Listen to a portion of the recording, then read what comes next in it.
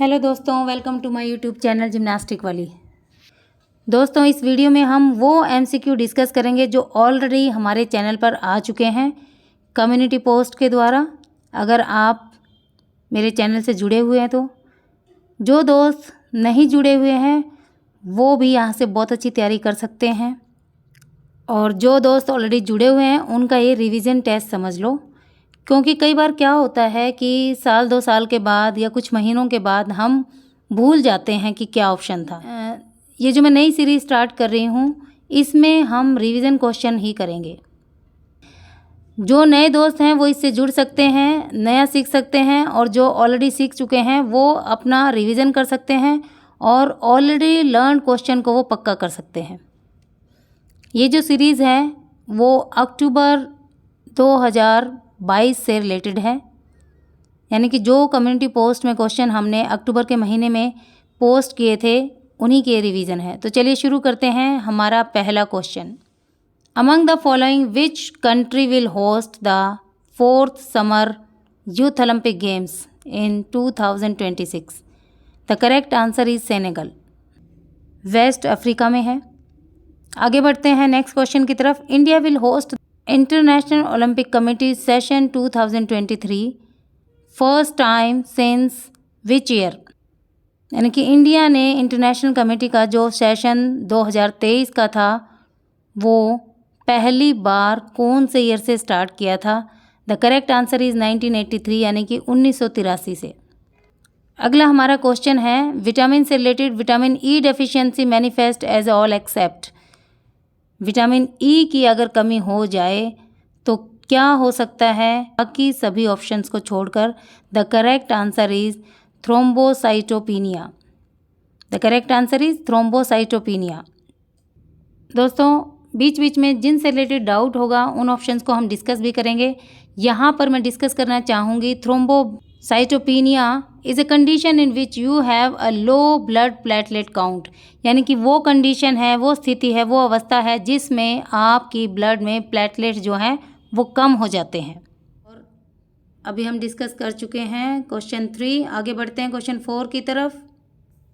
Which is true about pulmonary circuit? यानी blood circulation में जो पल्मोनरी सर्किट है उससे रिलेटेड ये क्वेश्चन है। The correct answer is blood oxygen content is higher in the pulmonary vein than pulmonary artery. दोस्तों, artery और vein में आपको डिफरेंस पता होगा, नहीं है तो मैं फिर से डिस्कस कर लेती हूँ। आर्टरी ऐसे अच्छा ऐसे, यानी कि अच्छा ब्लड जहाँ पर फ्लो करता है, इसका मतलब है ऑक्सीजनेटेड ब्लड।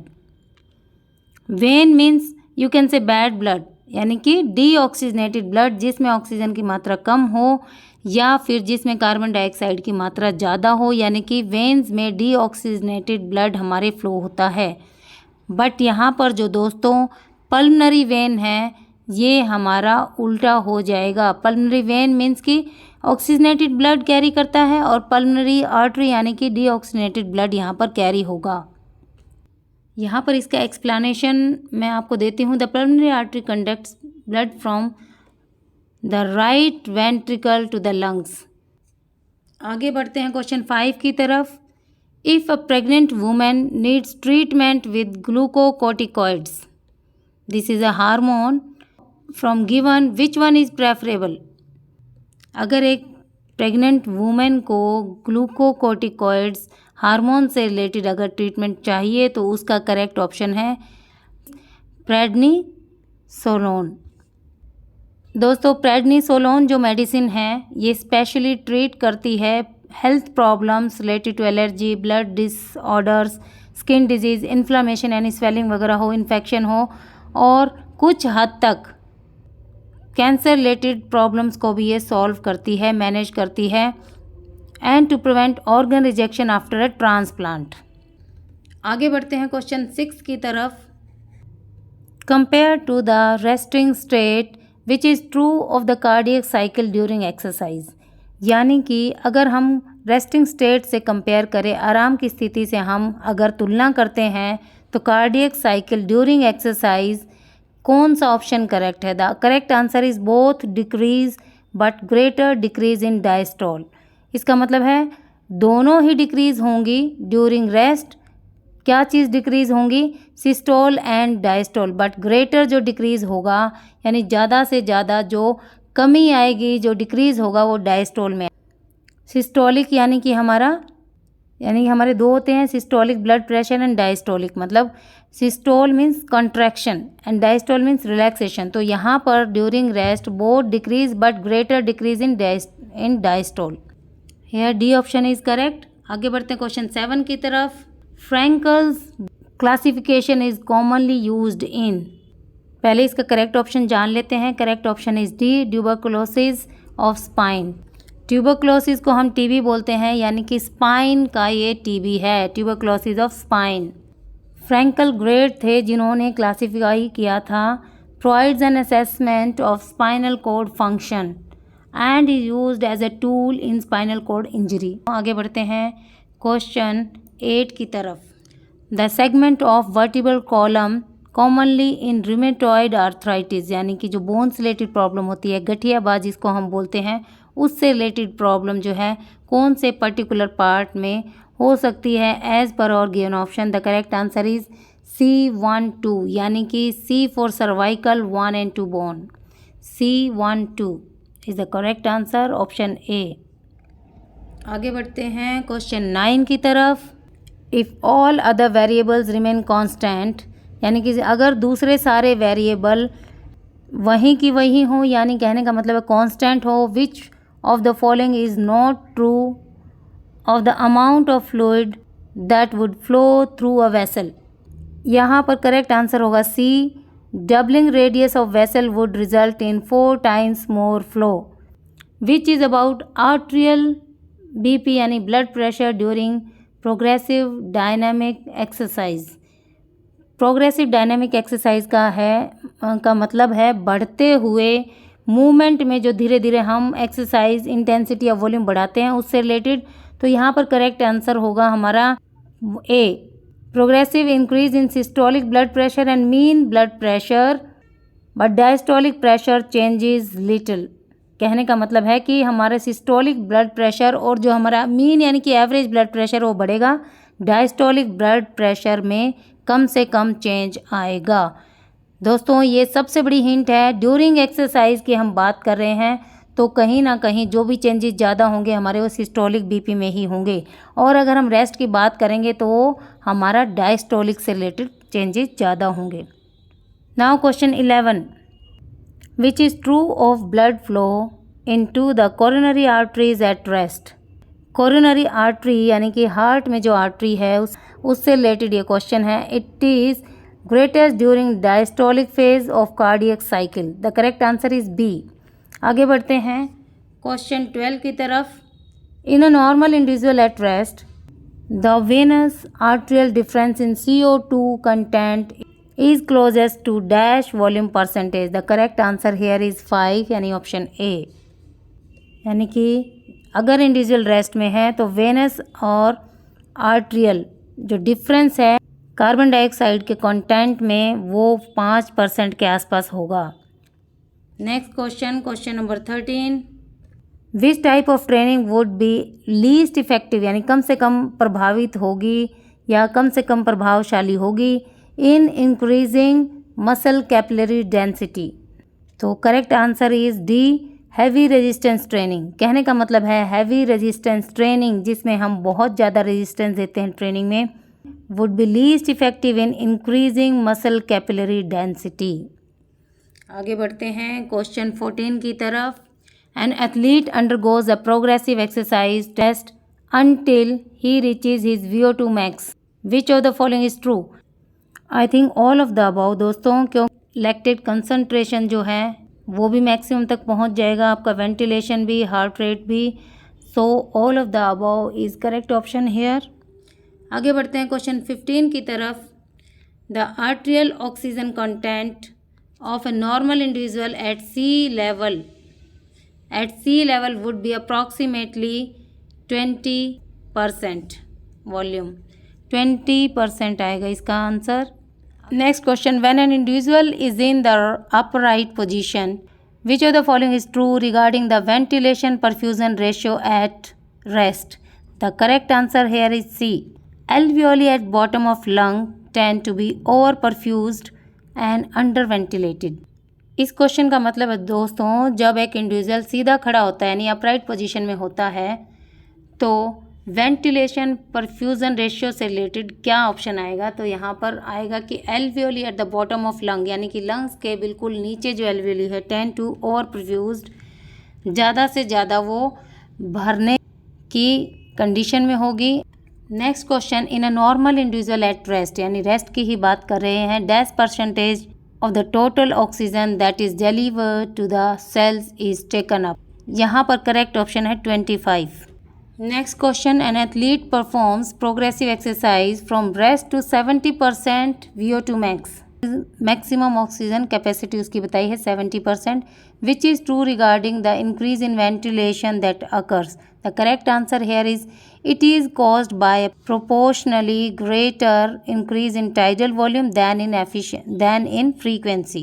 ऐसी कंडीशन में टाइडल वॉल्यूम उसका जो है ग्रेटर इंक्रीज होगा, ज़्यादा से ज़्यादा इंक्रीज होगा than in frequency. Next question, an athlete is running at an intensity that requires 100% of his VO2 max.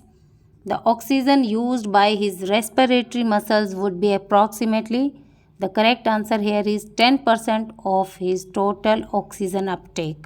Intensity VO2 max की अगर 100% है तो ऑक्सीजन जो यूज़ होगा उसकी रेस्पिरेटरी मसल्स के द्वारा वो अप्रॉक्सीमेटली 10% होगा उसकी टोटल ऑक्सीजन अपटेक से। Next is, once stimulated the time course for the formation and maturation of a red blood cell is approximately. कहने का मतलब है कि जब आरबीसी अच्छे से बन जाती है तो अप्रॉक्सीमेटली कितने दिन तक वो रह सकती है, या फिर आप कह सकते हैं फॉर्मेशन एंड मैचुरेशन, यानी बनने का और उसका मैच्योर होने का, मैचुरेशन का जो आरबीसी का टाइम है that is approximately 1 to 3 days. Next question is, prosthetic knee, यानी जो आर्टिफिशियल नी लगती है किसी का अगर पैर कट जाता है और लोअर लेग्स का, अगर उसके नकली घुटना या नकली जो पैर है वो लगाना पड़ता है, उसको प्रोस्थेटिक नी बोलते हैं। Prosthetic knee which is called safety knee is, the correct answer here is weight activities trans control. आगे बढ़ते हैं नेक्स्ट क्वेश्चन की तरफ। Select the correct option, the time taken for a movement to occur from its initiation to its termination is called, यानी शुरुआत से and तक, initiation जब वो शुरू होता है, टर्मिनेशन जब उसका एंड हो जाता है, तो कोई एक्शन करते हैं स्टार्टिंग से एंड तक तो उसको हम क्या बोलते हैं? That is movement time. The correct answer here is C. आगे बढ़ते हैं अगले क्वेश्चन की तरफ। The ratio of mineral oil and paraffin used in wax bath, wax bath यानी कि जो मोम से रिलेटेड जो ट्रीटमेंट है फिजियोथेरेपी में, उससे रिलेटेड ये क्वेश्चन है। तो मिनरल ऑयल और पैराफिन जो यूज़ हम करते हैं वैक्स बाथ में, उसका क्या रेशो रहता है? यानी कि here the correct option is D, answer है 1:7। मिनरल ऑयल का जो रेशियो है वो 1 होगा, तो पैराफिन का होगा 7। दोस्तों इसी तरह से क्वेश्चन आपको नेट यूजीसी में पूछे जाते हैं। कंसेप्ट अगर आपके क्लियर होंगे तभी आप इसको कर पाओगे। कई बार हम बुक्स भी बहुत अच्छे से पढ़ लेते हैं, लेकिन कहीं ना कहीं से ये ट्रिकी क्वेश्चन आ जाते हैं। हमें ये तो पता होता है वैक्स बाथ क्या है, हाइड्रोथेरेपी क्या है, बट एग्जैक्ट रेशियो ना होने की वजह से हमारा कहीं ना कहीं आंसर गड़बड़ हो सकता है। तो बड़े ध्यान से आपको सुनना है और बड़े ध्यान से ही आपको तैयारी करनी है। नेक्स्ट क्वेश्चन की तरफ बढ़ते हैं। Pain gate theory is postulated by, इससे रिलेटेड हम डिस्कस करते हैं कि ये क्या चीज़ है। Actually it's a pattern of walking, it refers to an abnormal pattern of walking, यानी कि जब हम चलते हैं उसमें कोई ना कोई अबनॉर्मेलिटी होना है, यानी कि चलने का नॉर्मल पैटर्न नहीं है। Abnormal pattern of walking secondary to pain that ultimately causes a limp, कहीं ना कहीं उससे प्रॉब्लम क्रिएट हो सकती है। यहाँ पर क्वेश्चन पूछा है कि दिया किसने है, postulated by. The correct answer here is B option, Wall and Melzack. आगे बढ़ते हैं। Who was the author of the book named method in social research, method in social research की जो बुक है किसने लिखी है? तो सीधा सा क्वेश्चन है और सीधा सीधा इसका जवाब है गुड एंड हार्ट। आगे बढ़ते हैं नेक्स्ट क्वेश्चन की तरफ। What is the name of the conceptual framework in which the research is carried out? Conceptual framework की हम बात कर रहे हैं जिसके थ्रू या जिस रूल के थ्रू, जिसके अंडर में या जिस फ्रेमवर्क के अंडर में, जिस फ्रेमवर्क के गाइडलाइंस में रिसर्च कैरी आउट होती है, रिसर्च की जाती है। The correct answer here is research design. Option D is correct. Research design दोस्तों इसको कहते हैं जो ये फ्रेमवर्क होता है रिसर्च का। Next question, to pursue the research यानी रिसर्च करने के लिए which of the following is required the foremost, सबसे क्या जरूरी है। The correct answer here is formulating a research question. B option, research question, research problem बनानी पड़ेगी। Next question, what do you understand by the term अनुसंधान। The correct answer here is following N M. अनुसंधान को वो वैसे English में research कहते हैं, अनुसंधान का मतलब होता है रिसर्च करना। यहाँ जो करेक्ट ऑप्शन है that is following N aim, यानी कि अपने एम पर लगे रहना, अपने एम को फॉलो करना, पूरा करना। Next question, evaluation research is concerned with the following as how well are we doing. Evaluation research यानी निरीक्षण शोध क्या होता है, इसका मतलब है how well are we doing, कितना अच्छे से हम कर रहे हैं। Next question, what tool should be preferred if a researcher is interested in studying the prospects of a particular political party in an urban area। ऐसा रिसर्च जिसमें political party के ऊपर रिसर्च किया जाता है, स्पेशली अर्बन एरिया की, तो उसमें कौन सा रिसर्च टूल यूज़ करेंगे। करेक्ट ऑप्शन इज सी यानी क्वेश्चनर। क्वेश्चनर की हेल्प से हम ऐसी जगह पर रिसर्च कर सकते हैं। Last question of this video, what are the conditions in which type 1 error occurs? The correct answer is the null hypothesis get rejected even if it is true। दोस्तों जनरली हम टाइप 1 एरर और type 2 error में confuse रहते हैं। सबसे पहले आप type 1 को अच्छी तरह से याद कर लीजिए, उसका जस्ट अपोजिट टाइप 2 है। तो टाइप 1 जो हम नल हाइपोथेसिस बनाते हैं उसको रिजेक्ट करना चाहे वो सही हो। आप ये सोच लीजिए नल हाइपोथेसिस 0 होती है, यानी उसे हमें रिजेक्ट करना है। नल हाइपोथेसिस हम 0 मानते हैं इसको, और अल्टरनेटिव रिसर्च हमारी 1 लेते हैं हम उसको H1, और नल हाइपोथेसिस को हम H0 लेते हैं। तो यही सबसे बड़ी हिंट है, आप 0 वाले को रिजेक्ट कर दीजिए चाहे वह सही हो, दैट इज टाइप 1। और अगर टाइप 2 की बात करें, इसका मतलब है null hypothesis is accepted if it is false. Just उल्टा हो गया ना इसका। तो here the correct option is B, answer is the null hypothesis get rejected even if it is true. और दोस्तों एक और क्वेश्चन है इस वीडियो का, last question, random sampling is helpful in which of the following way. तो यहाँ पर जो करेक्ट ऑप्शन है that is option D, all of the above. Reasonably accurate होती है ये, and economical method of data collection होता है, फ्री फ्रॉम पर्सनल बायस होता है, यानी इसमें किसी तरह का कोई भी फेरबदल भेदभाव नहीं होता है, ये बिल्कुल पार्शियलिटी इसमें नहीं होती है। All of the above is correct option hair, correct answer hair. तो दोस्तों आज इतना ही, नेक्स्ट वीडियो में फिर हाजिर होंगे, तब तक देखते रहिए, जुड़े रहिए, एंजॉय करते रहिए। Bye bye.